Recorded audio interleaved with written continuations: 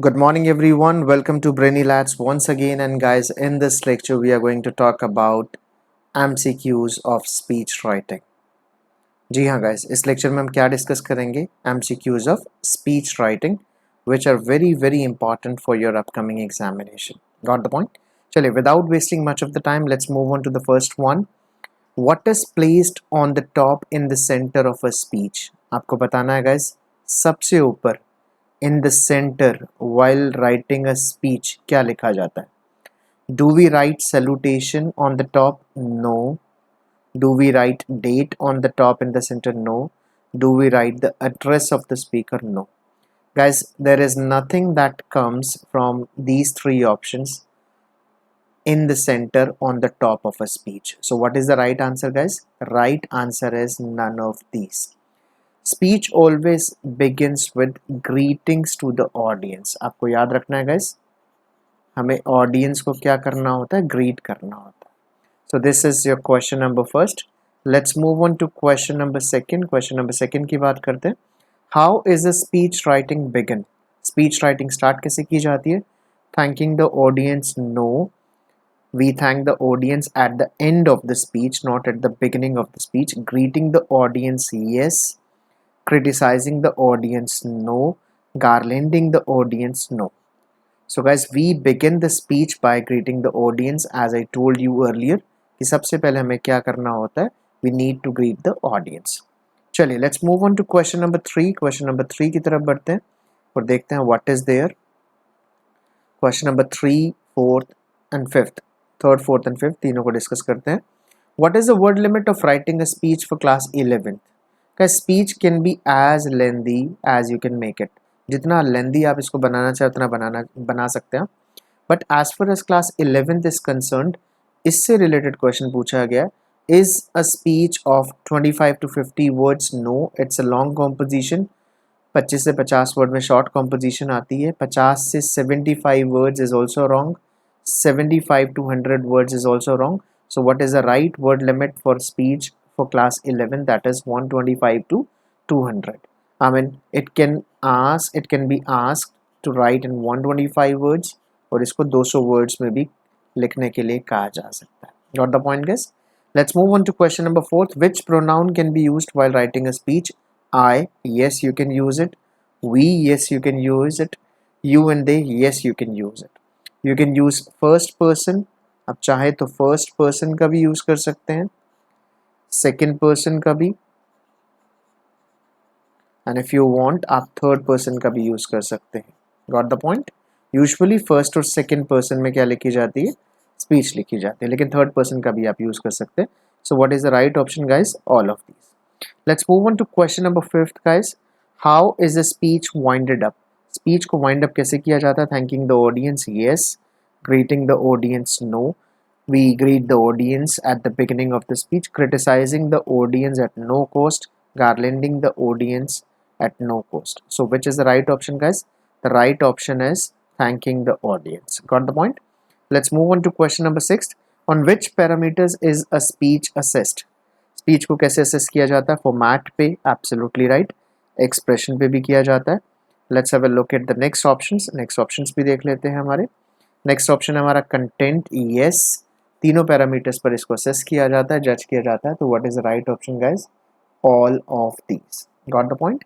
Let's move on to the next one. Question number 7 पे बढ़ते हैं और देखते हैं क्या है क्वेश्चन नंबर 7 पे. A good speech must have. एक अच्छी स्पीच के अंदर फ्रॉम द फॉलोइंग क्या क्या होना चाहिए? क्या फैक्ट्स होने चाहिए? बिल्कुल राइट है. एग्जैजरेशन, बढ़ा चढ़ा के कुछ नहीं लिखना चाहिए. पेसिमिज्म, नेगेटिविटी बिल्कुल नहीं होनी चाहिए. हाइपोथेटिकल डेटा भी नहीं होना चाहिए. सो फैक्ट्स होने चाहिए, क्लियर पिक्चर होनी चाहिए, सच्ची बातों का जिक्र किया जाना चाहिए. एक अच्छी स्पीच में फैक्ट्स का होना बहुत जरूरी है. Question number 8. Which of the following must be avoided by a speaker while writing और delivering a speech? Forcibly get his point of view accepted. Yes, इसको अवॉइड किया जाना चाहिए. Respect the view of all and sundry, इसको avoid नहीं करना चाहिए. Present the facts before, yes, इसको भी अवॉइड नहीं करना चाहिए, इसको यूज करना चाहिए. Make sure that the audience understand his views, इसको भी अवॉइड नहीं करना चाहिए. सो सिर्फ पहले पॉइंट को अवॉइड करना चाहिए, बाकी तीनों पॉइंट्स को अप्लाई करना चाहिए और यूज करना चाहिए while writing or delivering a speech. Got the point, guys? Let's move on to question number 9. Question number 9, 10th और 11th देखते हैं. At what pace should a speech be delivered? Speech को किस पेस पर deliver करना चाहिए? Slow नहीं होनी चाहिए, ज़्यादा फास्ट भी नहीं होनी चाहिए, मॉडरेट स्पीड पर आपको स्पीच को क्या करना चाहिए? डिलीवर करना चाहिए. सो what is the right option? Moderate. Question number 10th is extremely important which can be discussed in your classes with your teachers. I would request you कि discuss कीजिए आप अपने teachers के साथ so that you can understand what voice modulation is, what is the importance of voice intonation in speech writing, वो क्या होती है और delivering the speech, ये जरूर discuss कीजिएगा. चलिए अब MCQ देख लेते हैं. What is voice intonation? Rise of the voice pitch, yes ये होता है. Fall of the voice pitch ये होता है. But what is the most suitable? Rise and fall of the voice pitch. Modulation का मतलब होता है कि वॉइस को ऊपर करना और वॉइस की पिच को नीचे करना. That is called. तो which is the right option? C is the right option. Which is the other name of voice intonation? Voice intonation का आपको दूसरा नाम बताना है कि वॉइस इंटोनेशन का दूसरा नाम क्या होता है guys? Voice over? No, voice over नहीं होता. Yes, voice modulation is the other name. एक बार और भी ऑप्शन देख लेते हैं कि बाकी ऑप्शंस क्या है. थर्ड ऑप्शन है over modulation which is absolutely wrong. ये नहीं है गाइस, नन ऑफ दीज भी नहीं हो सकता. So which is the right option? Voice modulation. Voice intonation को वॉइस मॉड्यूलेशन के नाम से भी जाना जाता है. Which of the following is required to convey a massive information? इनमें से क्या चीज़ चाहिए होती है? Research. Yes, as I told you in my previous lectures that you should research before writing a long composition. Research करना आपका बहुत ज़रूरी है. You should have a lot of preparation. Practice भी आपको बहुत करनी पड़ती है. So which is the right option guys? All of these is the right option of question number 12th. Let's move on to question number 13th guys. Question number 13, 14th and 15th देख लेते हैं एक बार. Which of the following language should be used in speech? Guys formal writing का part है. So make sure आप कौन सी language use करें. फॉर्मल, इनफॉर्मल को अवॉइड कीजिए, साइन लैंग्वेज को अवॉइड कीजिए. नन ऑफ दीज हो नहीं सकता because one of these is right option. So what is the right one? Formal language. आपको फॉर्मल लैंग्वेज यूज करनी चाहिए guys while writing an article, speech, debate.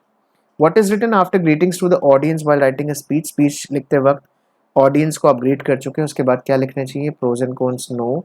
Consequences comes at the end of the topic. Fluency आती है लेकिन what is more important, आप सीधा greeting to audience के बाद आप क्या करें? इंट्रोड्यूस द टॉपिक, यानी introduction of the topic is the right option. Got the point? Question number 15th is what do pros and cons mean in speech writing? Positives and negatives. Yes, negatives and positives नहीं होता, only positives नहीं होता, only negatives नहीं होता. So what is the right option guys? A is the right option, that is positives and negatives. Let's move on to the next question. Question number 16th. What does fluency mean in speech writing? Fluency क्या होती है speech writing में? To speak quickly? No. To speak slowly? No. To weave the thoughts together? Yes. To raise voice against the audience? No. You cannot do it at any cost. You cannot raise your voice against the audience at any cost. You should remember that the audience is there to listen to you. So what is the right option? To weave the thoughts together guys. Got the point? Let's move on to the next one. Next question पे बढ़ते हैं. Next question is question number 17th. What can be added to make a speech more effective? क्या add किया जा सकता है उसको effective बनाने के लिए, more effective बनाने के लिए? Statistics, facts and figures, quotes, तीनों चीजें ऐड की जा सकती है guys. So what is the right option? All of these. Pick the odd one out in context of speech writing. अलग से जो दिख रहा है आपको वो बताना है. ग्रीटिंग्स होता है स्पीच के अंदर, थैंकिंग द ऑडियंस भी होता है, writing a title followed by a byline ये नहीं होता गाइस स्पीच के अंदर. तो this is odd. Shedding light on the topic. Yes, you shed light on the topic, आप करते हैं. So which one is the odd one? C is the odd one.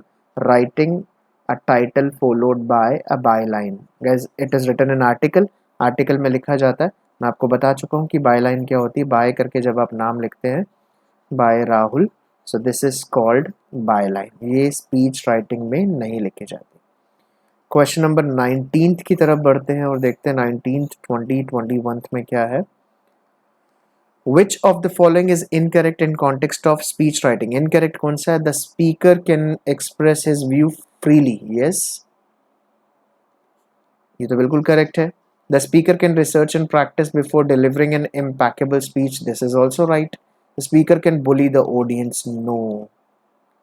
So guys, कौन सा incorrect है? Third option. The speaker can bully the option. Speaker has no right to bully, to threaten, to intimidate the audience, वो नहीं कर सकता. Got the point? Question number 20 is a good speaker while delivering speech must have. क्या होना चाहिए? उसकी pessimistic approach होनी चाहिए. No guys, let me tell you what pessimistic is. 2 word मैं आपको सिखा देता हूँ. Pessimistic का मतलब होता है guys negative, and the second one is optimistic. Optimistic का मतलब क्या होता है गाइस? ऑप्टिमिस्टिक जो वर्ड है दैट मीन्स पॉजिटिव. तो क्या नेगेटिव अप्रोच होनी चाहिए? बिल्कुल नहीं होनी चाहिए. राइट पोस्चर होना चाहिए, गुड बॉडी लैंग्वेज होनी चाहिए. सो दोनों चीज़ें होनी चाहिए. So it means the right option is both B and C. Got the point guys? Let's move on to question number 21 and 22. 2 ही क्वेश्चन और बचे हैं. 21 को देखते हैं सबसे पहले. क्वेश्चन नंबर 21 है why is a speech written and delivered. Speech को क्यों लिखा जाता है और डिलीवर किया जाता है? To entertain the audience with jokes? No. To offer knowledge? Yes. To make them good listeners? No, they are already good listeners. Both B and C? No. So which is the right option? To offer knowledge about the topic, to offer knowledge about the things. इसके लिए speech को लिखा और deliver किया जाता है. Last question of the day is guys, last question देख लेते हैं. Who should be kept in mind while writing a speech? किसको ध्यान में रखना चाहिए? The invigilator on duty? No, you need not pay attention to him. It is his duty to invigilate. वो आएंगे और ड्यूटी करके चले जाएंगे. स्पीच लिखते वक्त आपको किसको माइंड में रखना चाहिए? Teachers of the school? No, they have nothing to do with the checking. वो आपके पेपर्स को, आपके एग्जाम्स को चेक करने वाले नहीं हैं. आपके एग्जाम्स को कौन चेक करेगा? एग्जामिनर्स चेक करेंगे. तो आपको स्कूल को, टीचर्स को ध्यान में रखने की ज़रूरत नहीं है. Let's move on to the third option. Third option देख लेते हैं क्या है. ऑडियंस. यस गाइस, ऑडियंस को आपको ध्यान में रखना चाहिए. There is nothing to do with the school management. So which is the right option guys? Audience. So how many questions we have discussed? We have discussed 22 questions. I have told you, I have given you all the answers. सारे answers मैंने आपको बता दिए. If you have any query, if you have any doubt, you can come to the comment section and write your feedback over there. आपको video कैसा लगा? Before we wind up this video, I would request all of you to share this video as much as possible along with your friends, with your known ones. सबके साथ share कीजिए. Do subscribe to our channel as well. हमारे channel को भी subscribe कीजिए and press the bell icon as well so that you can get the timely updates. Got the point guys? So that was all about today's lecture. We'll see you tomorrow with a new topic. Till then, keep enjoying. Have a nice day ahead.